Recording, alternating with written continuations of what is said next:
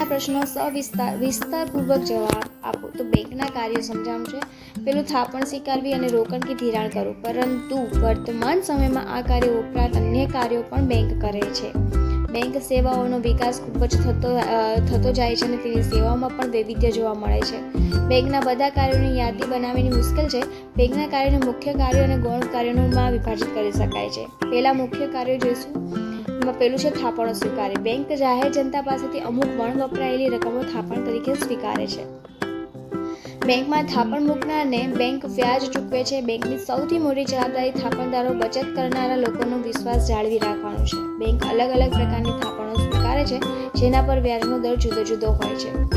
Bank મુખ્યત્વે 4 રીતે થાપણો સ્વીકારે છે. પહેલું બચત ખાતું, ચાલુ ખાતું, રિકરિંગ ખાતું અને પાંધી મુદતનું ખાતું.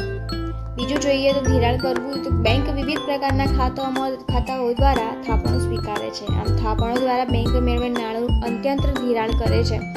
બેંક થાપણો સ્વીકારીને બચતકારને વ્યાજ આપે છે. તેથી થાપણદારોને ચૂકવાતા વ્યાજના દર કરતાં વધુ દરે નાણાં જરૂરિયાતવાળી વ્યક્તિઓને ધિરાણ કરે છે.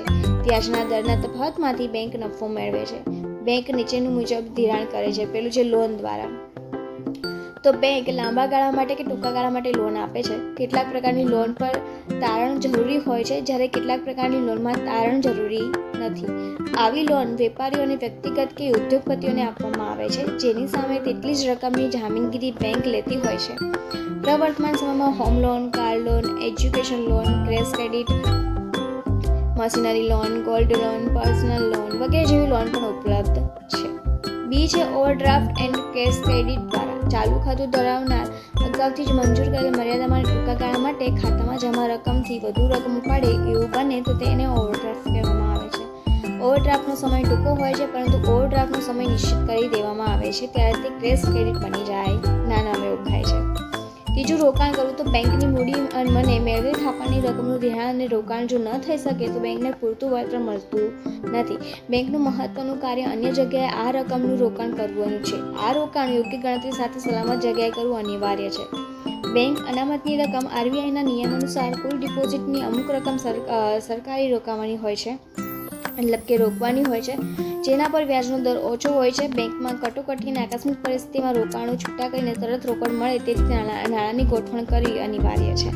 બેંક મધ્યાંશે સરકારી જામીનગીરો કે અન્ય સદ્ધરતાવાળા એકમોમાં રોકાણ કરે છે. ચોથું છે આંતર બેન્કિંગ વ્યવહારો કરવા. તો બેંકના મુખ્ય કાર્યો પૈકી એક કાર્ય બેંકો વચ્ચેના વ્યવહારનું છે.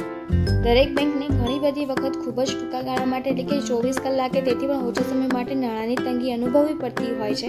આ સમયે અન્ય બેંકમાં વપરાયેલા નાણાં પડેલા હોય તો તરત જ જરૂરિયાત ધરાવતી બેંકને આપવામાં આવે છે.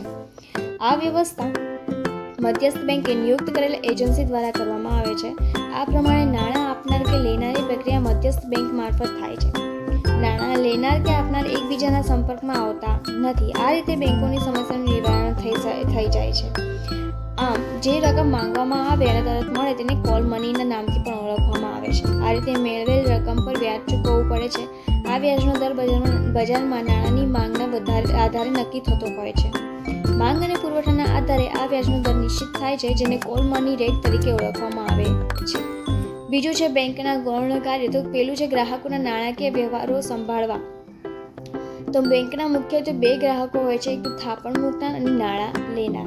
તો આવા ગ્રાહકો બેંક મારફતે પોતાના નાણાકીય વ્યવહારો કરે છે. બેંકના ગ્રાહક અન્ય વ્યક્તિની તરફેણમાં ચેક લખી આપે ત્યારે અન્યને નાણાં ચૂકવવાનું કાર્ય તેમજ અન્ય વ્યક્તિ પાસેથી જ્યારે ગ્રાહકને ચેક મળ્યો હોય ત્યારે એ ચેકના નાણાં વસૂલ કરવાનું કાર્ય ગ્રાહક વતી બેંક કરે છે. વર્તમાન સમયમાં વીજળીના બિલ ભરવા, ફોનના બિલ ભરવા, વીમાનું પ્રીમિયમ ભરવું, એક ખાતામાંથી બીજા ખાતામાં રૂપિયા ટ્રાન્સફર કરવા વગેરે જેવા વિવિધ કાર્યો બેંક ગ્રાહકોને વતી કરે છે. બીજું છે હુંડિયામણને લગતા વ્યવહારો કરો. તો આયાત નિકાસ વેપારના હાલના સમયમાં ફરજિયાતપણે બેંક દ્વારા જ કરવો પડે છે. આયાત નિકાસના વ્યવહારો માટે વિદેશી હુંડિયામણની જરૂર પડે છે. આવા હુંડિયામણની વ્યવસ્થા મધ્યસ્થ બેંકે પરવાનગી આપેલ હોય તેવી બેંક વિદેશ વેપાર સાથે સંકળાયેલ દસ્તાવેજોને લાવવા મોકલવાની સેવા આપે છે.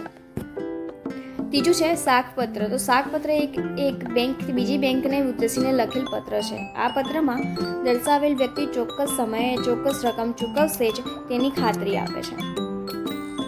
બેંક સાખપત્ર આપતા પહેલા જે તે વ્યક્તિ પાસેથી નિશ્ચિત કરેલ રકમ જમા લે છે અથવા તો તેની રકમના જામીન લે છે.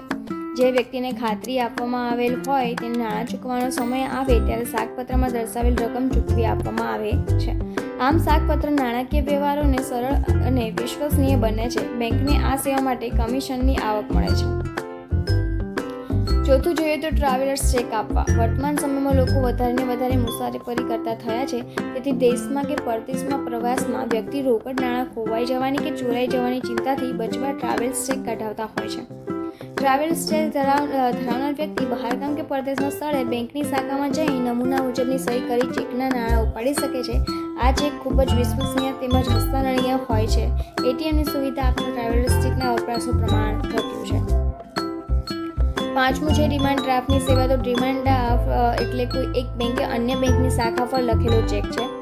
ડિમાન્ડ ડ્રાફ્ટમાં વ્યક્તિના નામનો ઉલ્લેખ હોય છે અને તે વ્યક્તિને નાણાંની ચૂકવણીનો હુકમ આપવામાં આવે છે. કોઈ વ્યક્તિ કે સંસ્થાને નાણાં મોકલવાના હોય ત્યારે ડ્રાફ્ટ એક સલામત માધ્યમ ગણાય છે. જે વ્યક્તિ કે સંસ્થાને નાણાં મોકલવા માંગતી હોય તે માટે નિશ્ચિત ફોર્મ ભરી બેંકને ડ્રાફ્ટ કાઢી આપવા વિનંતી કરે છે. આ વિનંતીના આધારે નાણાં લેનારનું નામ લખી સ્થળ પરની પોતાની શાખાને કે જેની સાથે તેનું જોડાણ છે તેવી બેંકની શાખાને રકમ ચૂકવી આપવાનો આદેશ કરે છે. નાણાં મોકલનાર ચૂકવનારના નાણાં ઉપરાંત બેંકને કમિશન પણ આપે છે. જો બેંક આવો દસ્તાવેજ પોતાના શહેરમાં વટાવી શકાય તેવું આપે તો તે પે ઓર્ડર તરીકે ઓળખાય છે. છઠ્ઠું છે બેંક સાથે જોડાયેલ ગ્રાહકની શાખ અંગેની માહિતી આપવી. તો બેંક પોતાના ગ્રાહકો સાથે નાણાકીય વ્યવહારો વારંવાર કરતી હોય છે, જેના આધારે તે પોતાના ગ્રાહકની નાણાકીય સદ્ધરતા વિશે જાણકાર હોય છે. બેંક જેમ લોકોનો વિશ્વાસ સંપાદન કરવાનો હોય છે તેવી જ રીતે બજારમાં થતા શાકના વ્યવહારો માટે પણ કોઈ સંસ્થા કે પેઢી અન્ય સંસ્થા કે પેઢીનો વિશ્વાસ મેળવવા માંગતી હોય ત્યારે બેંક દ્વારા આપવામાં આવતી માહિતી વધુ વિશ્વસનીય ગણવામાં આવે છે. આ માટે બેંક સદ્ધરતાનું પ્રમાણપત્ર આપે છે. સાતમું બાંયધરી દલાલ તરીકેની સેવા. જ્યારે કંપની ભરણા માટે મૂડી બજારમાં આવે અને મૂડી ઉઘરાવે ત્યારે તેને સતત એ ભય રહેતો હોય છે કે તેને ભરણાની રકમ મળશે કે કેમ. જો રકમ ન મળે તો કંપનીને ધંધો કરવામાં મુશ્કેલી પડે છે. આવા સમયે બેંક ભરણાની મૂડી રકમ કે લઘુત્તમ ભરણાની રકમ મળશે તેવી બાંયધરી આપે છે અને જો રકમ ઓછી ભરાય તો તેટલી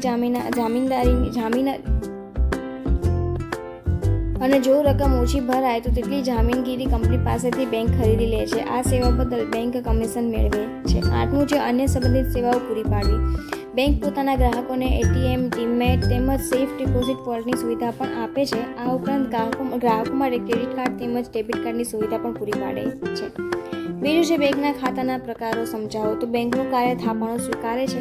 બેંકના વિવિધ પ્રકારના ખાતા ખોલાવતી વખતે તેમજ બેંકની અન્ય સુવિધાઓ માટે બેંક મધ્યસ્થ બેંકના નિયમ પ્રમાણે કેવાયસી માટે ફોટાવાળું માન્ય ઓળખ કાર્ડ અને રહેઠાણ પુરાવો માંગે છે. પહેલું છે બચત ખાતું. તો લોકો દ્વારા મૂકવામાં આવતી થાપણ કે જેમાં બચતનું તત્વ સમાયેલ હોય છે. આ ખાતામાં નિશ્ચિત દરે વ્યાજ ચૂકવવામાં આવે છે. આ ખાતામાં જેટલા દિવસમાં જેટલી રકમ જમા હોય તેટલા દિવસનું વ્યાજ મળે છે. આ ખાતામાં બેંક ચેકબુક, એટીએમ કાર્ડ જેવી સેવાઓ પૂરી પાડે છે. ખાતેદાર પોતાના ખાતામાં ચેક, ડ્રાફ્ટ અને રોકડ જમા કરાવે છે. ચેક કે ઉપાડચીઠી વડે નાણાં ઉપાડી શકે છે. બેંક ખાતેદારને આ ખાતામાં ન્યૂનતમ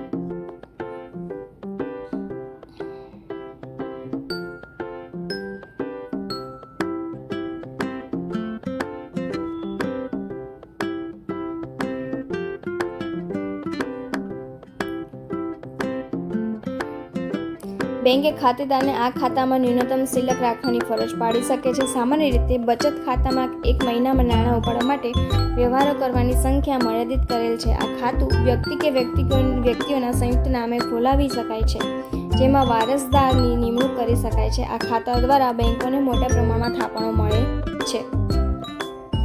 ખાતું વ્યક્તિ કે ધંધાકીય એકમોના નામે આ ખાતું ખોલાવી શકાય છે. આથી આ પ્રકારના ખાતામાં સામાન્ય રીતે કોઈ વ્યાજ આપવામાં આવતું નથી, પરંતુ બેંક ચાર્જીસ વસૂલ કરી શકે છે. આ ખાતામાં ધિરાણની સુવિધા આપી શકાય છે. આ ખાતામાં નાણાં મૂકવા કે ઉપાડવા સંખ્યાની દૃષ્ટિએ કોઈ મર્યાદા રાખવામાં આવતી નથી. સામાન્ય રીતે આ ખાતું ધંધાદારી વ્યક્તિઓ ખોલાવે છે. ત્રીજું છે રિકરિંગ ખાતું. તો બચતના હેતુથી ખોલવામાં આવતું ખાતું કે જેમાં દર મહિને નિશ્ચિત સમયે નિશ્ચિત રકમ જમા કરાવવી ફરજિયાત હોય છે. આ ખાતામાં વ્યાજનો દર બચત ખાતા કરતાં વધુ અને બાંધી મુદતની થાપણના પ્રમાણમાં ઓછો હોય છે. નિશ્ચિત સમયગાળો પૂરો થતાં બેંક વ્યાજ સહિતની રકમ ચૂકવી આપે છે. ચોથું છે બાંધી મુદતનું ખાતું. તો બેંકો માટે ચોક્કસ મુદત સુધી થાપણની રકમ વાપરી શકાય તેવો સ્ત્રોતો એટલે બાંધી મુદતની થાપણ. બેંક અને થાપણદાર વચ્ચે પૂર્વ નિર્ધારિત કરેલ મુદત સુધીમાં થાપણદાર નાણાં ઉપાડી શકતો નથી. જો પાકી મુદત પહેલાં રકમ ઉપાડવામાં આવે તો વ્યાજનો દર ઘટી જાય છે. મુદત પૂરી થતાં વ્યાજ સહિતના રકમ બેંક પરત કરશે તેવી લિખિત બાંહેધરી આપે છે. નિશ્ચિત સમય સુધી રકમ ઉપાડી ન શકાતી હોવાથી બચત ખાતા અને રિકરિંગ ખાતાના પ્રમાણમાં વ્યાજનો દર વધુ હોય છે. તો આપણું અહીંયા સ્વાધ્યાય પૂરું થાય છે.